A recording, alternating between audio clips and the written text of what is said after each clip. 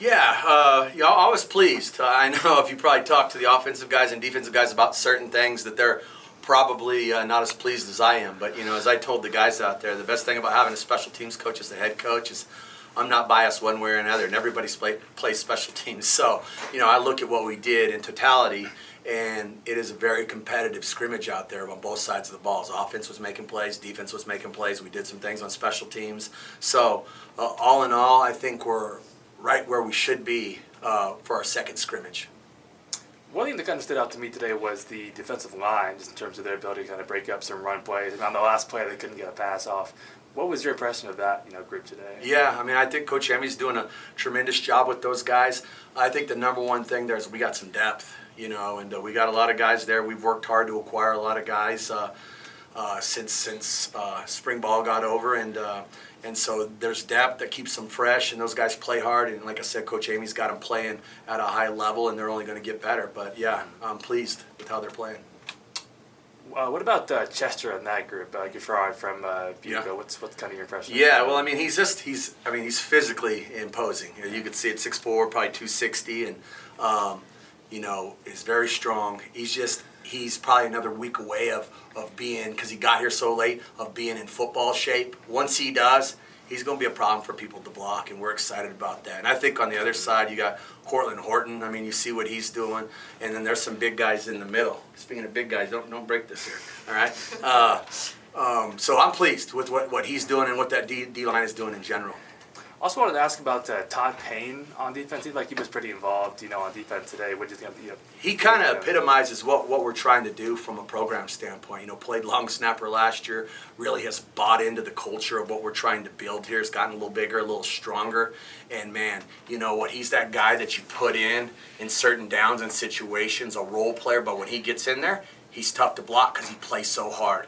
And he's all about belief, and just playing everything he's got. And when you got guys that do that and you do that collectively, you got a really good football team. So we're continuing to build off of him, and really love how he's playing with such effort and high motor.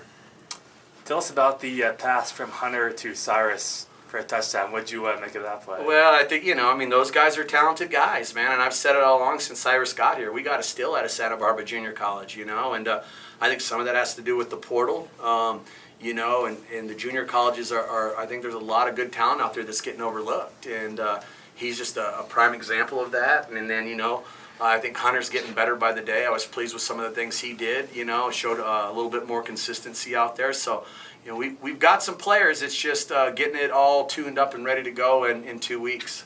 Yeah, he definitely had the defender's hand to the face. Yeah. No, that's whole catch he's a player, man. There's no doubt about it. I'm not surprised one bit. And with UNLV coming up in 2 weeks, what have you learned from your team over this fall camp and with scrimmages? What's your overall takeaway as you stand here? Well, the first thing is I'm used to seeing you in a sport coat, so the baseball sweatshirt looks good, all right? Seriously, overall, I said this to them a few days ago.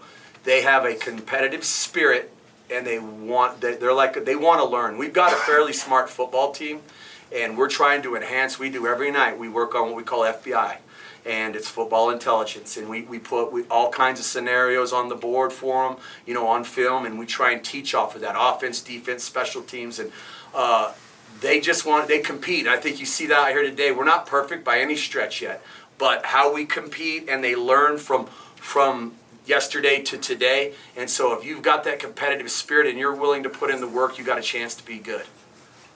Is it still pretty even between Hunter and Tyler at quarterback, or how's that battle kind of? Yeah, it's been pretty even. We'll go back here now after this, go up and watch the film and kind of look, how that played out overall in every snap. But I think just off the cusp, it's still, to the naked eye of watching it out there, they both did some pretty good things, But we've got to make a decision on who we're going to go with here and try and get them ready for, the majority of the reps for week one. But I know we've got two really good quarterbacks, and it's going to be a tough call for Taylor.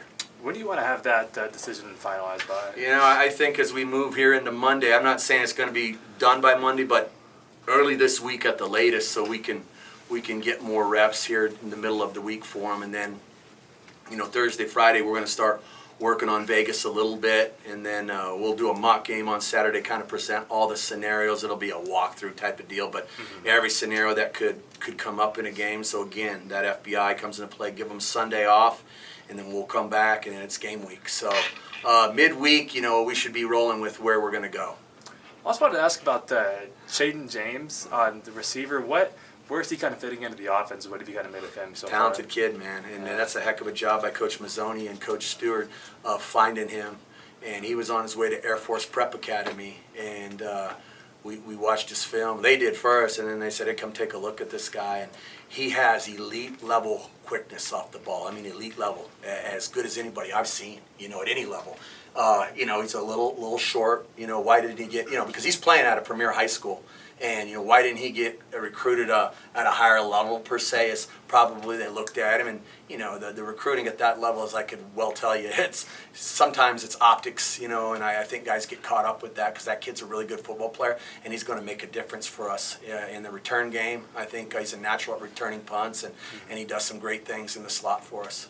And looking ahead to, in the film that you've watched, what have you noticed about their school? I'll be honest with you, I've peeked at him a little bit, but I haven't dove into him knee deep. Right now it's been all about us. Now as we go into this weekend, Sunday tomorrow, we'll have players will have a day off. We'll meet as coaches for a while. I'll watch a little film tomorrow, and then I'll start digging into him on Monday and Tuesday and Wednesday. And so if you're back here around Thursday, I'll have a good breakdown for you.